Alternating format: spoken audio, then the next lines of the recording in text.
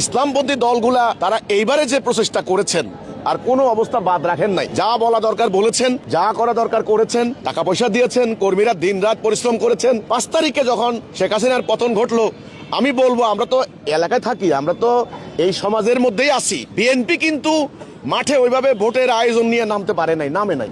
তারা একটা ডিলেমার মধ্যে ছিল, তারেক জিয়া দেশে আসবেন কি আসবেন না, একটা অনিশ্চয়তার মধ্যে ছিল। তারেক জিয়া যখন দেশে আসলেন তখন কিন্তু বিএনপির লোকেরা মাঠে নামা শুরু করেছেন।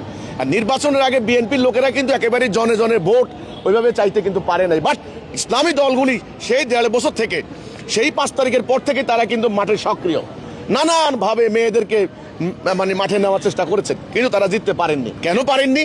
আমি বলবো এটার একটা আধ্যাত্মিক কারণ আমাদেরকে বলতে হবে। যেহেতু আমরা ইসলাম চাই, কোরআন বিশ্বাস করি, আল্লাহ বিশ্বাস করি, আধ্যাত্মিক কারণটা হচ্ছে আল্লাহ বিজয় দেননি, এটা হলো প্রথম উত্তর। এখন আল্লাহকে বিশ্বাস না করলে সেটা হলো ভিন্ন কথা, সেটা আমি তাহলে আর ইসলামী দল কিসের? আল্লাহ বিজয় দেননি, এটা হলো আধ্যাত্মিক কথা। কেন বিজয় দেননি? কারণ এই তরিকা, এই প্রক্রিয়া এটা ভুল। এই প্রক্রিয়ায় আপনি ইসলাম কায়েম করতে পারবেন না। আল্লাহর প্রকৃত ইসলাম, আল্লাহ রসুল যে প্রক্রিয়া চেষ্টা করেছেন এর বাহিরে, ওটার নাম সিরাতুল মুস্তাকিম, এটা রাইট ডাইরেকশন। ওই রং ডাইরেকশনে গিয়ে আপনি বক্রপথে গিয়ে দিন প্রতিষ্ঠা করবেন, হবে না। এখন বক্রপথটা কোনটা সেটা বলার জন্য আমার অনেক সময় লাগবে। আমি তো বলেছি এবারে নির্বাচনে যা হয়েছে নজিরবিহীন ঘটনা, নজিরবিহীন। কেউ বলে ম্যাটিকুলাস ডিজাইন, কেউ বলে যে এই হচ্ছে ওই হচ্ছে, মাস্টার প্ল্যান হয়েছে, বিভিন্ন ধরনের তথ্য। কাজেই এ ধরনের প্রক্রিয়া ইসলাম প্রতিষ্ঠা হবে না। ইসলামী দলগুলি আপনি বললেন যে আগামী দিন তারা বিজয় লাভ করবেন, আমি আশা করি না।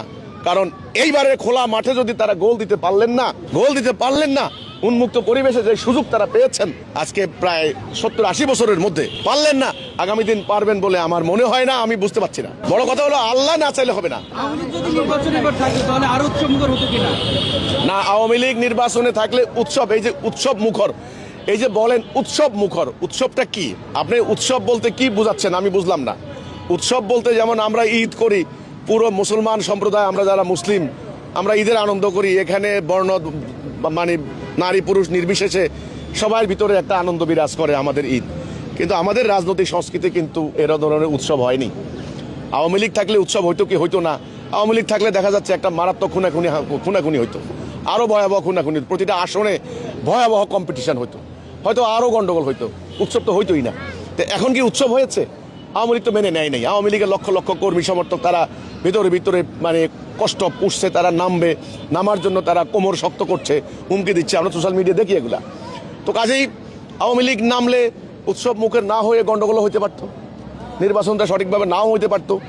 এই হচ্ছে কথাটা। কাজে আমি এটা নিশ্চিত করে বলতে পারছি।